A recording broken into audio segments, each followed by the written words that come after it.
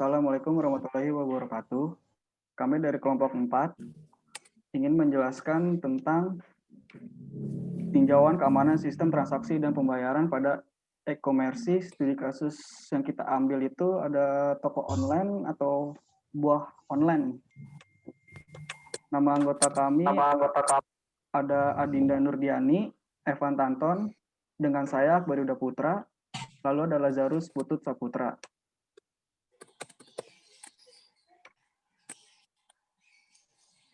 Yang pertama itu ada definisi transaksi komersial elektronik e-komersi. E-komersi merupakan kegiatan bisnis yang menyangkut konsumen, consumers, manufaktur, service providers, dan perdagangan perantara dengan menggunakan jaringan komputer, yaitu internet. Penggunaan sarana internet merupakan suatu kemajuan teknologi yang dapat dikatakan menunjang secara keseluruhan spektrum kegiatan komersial.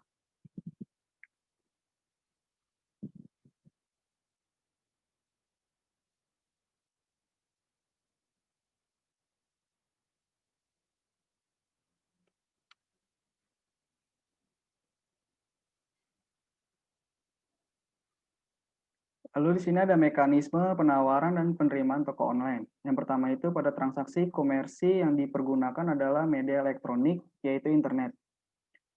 Sehingga kesepakatan ataupun perjanjian yang tercipta adalah melalui online. Perjanjian jual beli online tersebut juga terdiri dari penawaran dan penerimaan. Sebab suatu kesepakatan selalu diawali dengan adanya penawaran oleh salah satu pihak dan penerimaan oleh pihak lain. Lalu yang kedua itu ada penawaran.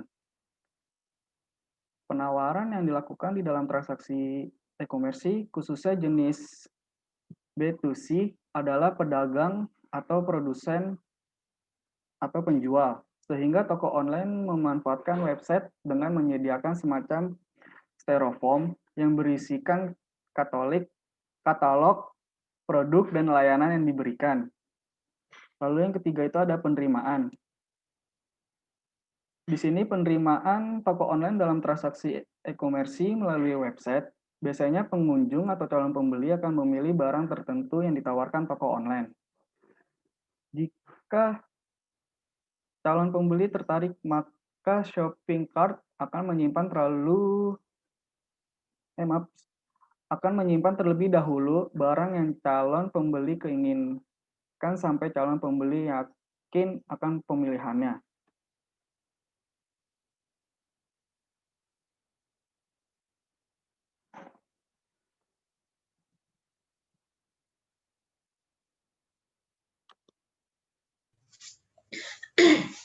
Din.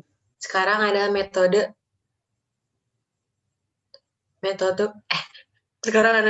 pembayaran dalam transaksi e-commerce. Yang pertama itu, sementara itu bentuk pembayaran pada toko online menggunakan media internet. Tata cara pembayaran atau transaksi dapat dibagi menjadi 4 mekanisme utama, yaitu transaksi modal ATM. Transaksi ini hanya melibatkan toko online dan pemegang akun yang akan melakukan pembayaran dari akun masing-masing. Ada juga pembayaran dua pihak tanpa perantara. Transaksi dilakukan langsung pada kasir toko online atau cash money. Ada juga pembayaran dengan perantara pihak ketiga. Umumnya proses pembayaran yang menyangkut debit, kredit, maupun cek masuk dalam kategori ini. Ada beberapa metode pembayaran yang dapat digunakan, yaitu sistem pembayaran kartu kredit online. Yang kedua itu sistem pembayaran cek online. Ada juga micropayment. Transaksi ini penting dikembangkan karena sangat diperlukan pembayaran receh yang kecil tanpa overhead transaksi yang tinggi pada toko online. Next.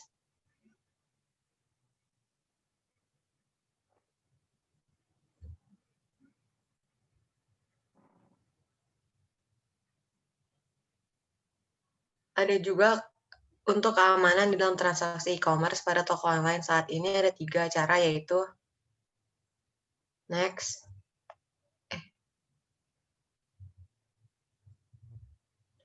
Yang pertama itu ada SSL atau Secure Socket Layer.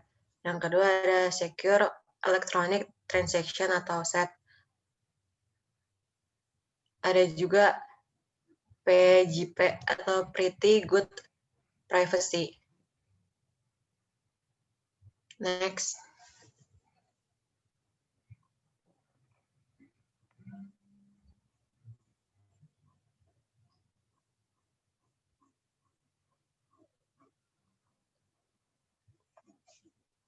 Nah, sekarang itu ada observasi data.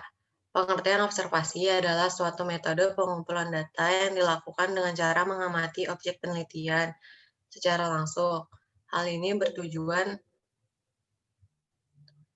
untuk memperoleh hasil yang akurat karena peneliti dapat menyaksikan, memahami, serta memperhatikan objek dari dekat.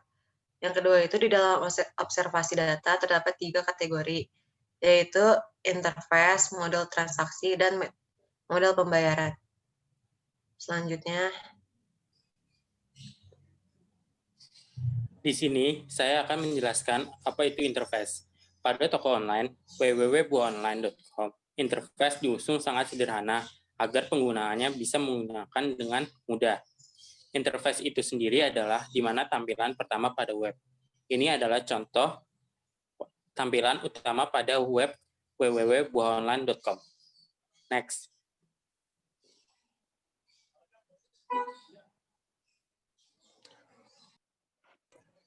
Model transaksi. Toko online atau www.buaonline.com sudah mendukung adanya keranjang belanja virtual sebagai implementasi dari e-commerce. Jika salah satu link yang menampilkan produk-produk diklik, maka pembeli akan dibawa menuju halaman keranjang buah virtual. Ini adalah contoh dari shopping chart atau pilihan keranjang yang sudah dipilih. Next.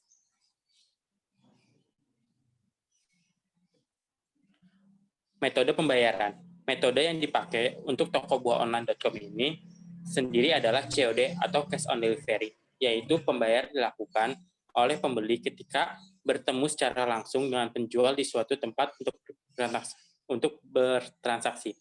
Ini adalah contoh file yang harus diisi untuk melakukan atau untuk metode pembayaran COD. Next.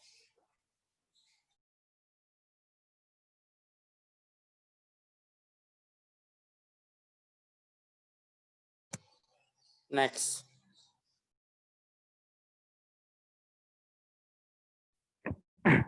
Ya, di sini saya akan membahas tentang analisis data dan pembahasan transaksi, dan yang pertama itu ada transaksi dan pembayaran, di mana transaksi atau sistem transaksi adalah sistem catatan transaksi yang dilakukan secara rutin yang dimanfaatkan untuk berbagai proses bisnis.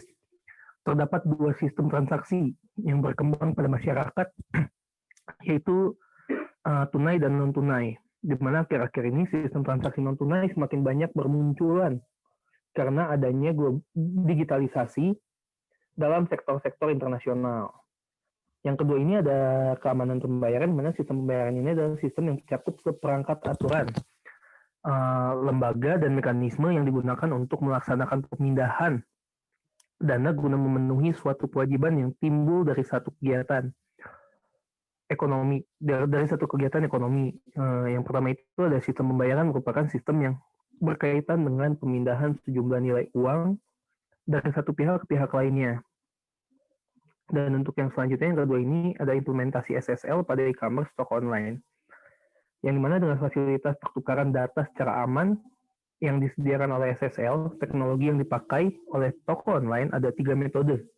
Ada 3 metode dasar untuk membuat sebuah website e-commerce yang aman menggunakan SSL. Dengan membeli solusi SSL lengkap termasuk sertifikat dan vendor dari vendor yang benefit. Vendor-vendor ini menyediakan server-server yang telah dikonfigurasi secara penuh, dan pemilik bisnis hanya tinggal membangun situsnya saja dan dari atas server tersebut. Selanjutnya.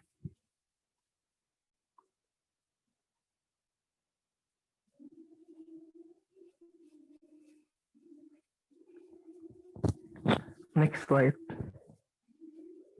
Slide ke-12.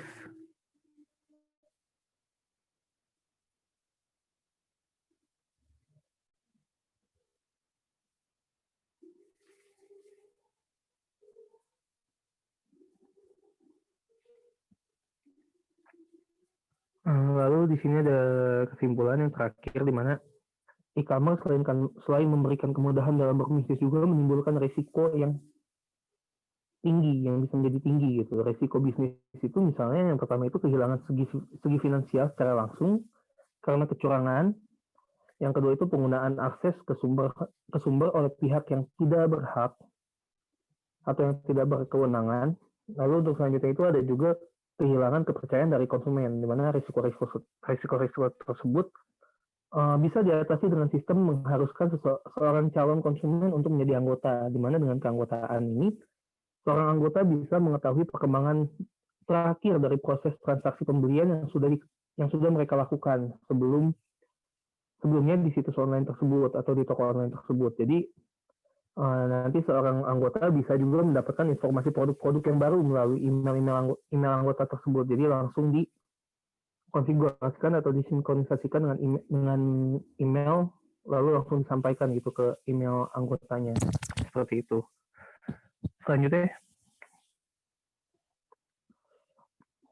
Selanjutnya ada juga cara yang digunakan untuk mengatasi risiko pada transaksi e-commerce pada toko online ini adalah dengan sistem pembayaran di mana keamanan pembayaran yang membutuhkan bukti untuk menjamin kepercayaan. Metode yang dapat dipakai ini adalah yang pertama, sertifikasi keaslian. Di sini perlu adanya lembaga sertifikasi yang memberikan identifikasi bahwa pemilik memberikan jaminan keaslian dengan memberikan identifikasi bahwa pemilik website adalah benar atau asli. Sedangkan untuk yang menjamin keaslian dari pembeli, lembaga sertifikasi tersebut memberikan layanan untuk tanda tangan digital sehingga pedagang mampu mempunyai jaminan bahwa pembeli tersebut dapat dipercaya. Next. Dan untuk selanjutnya ini ada juga jika perusahaan toko online tersebut ingin memperhatikan masalah keamanan data dengan lebih serius, maka sangat dianjurkan juga untuk membangun server sendiri yang hanya digunakan oleh intern perusahaan. Jadi hanya lingkup perusahaan tersebut saja yang menggunakan. Tidak ada sangkut pautnya dengan perusahaan-perusahaan lain. Lalu kemudian untuk mengamankan website e-commerce yang diperlukan kriptografi pada jaringan agar tidak merugikan pihak manapun. Perusahaan yang dapat menerapkan security socket layer yang merupakan satu protokol yang membuat sebuah jaringan ini lebih dilindungi antara browser dengan pemegang kartu dengan server-server pedagang sehingga pembajak atau penyerang tidak dapat menyadap atau membajak informasi yang mengalir pada jaringan tersebut. Next. Cukup sekian dari kelompok kami. Terima kasih. Yeay.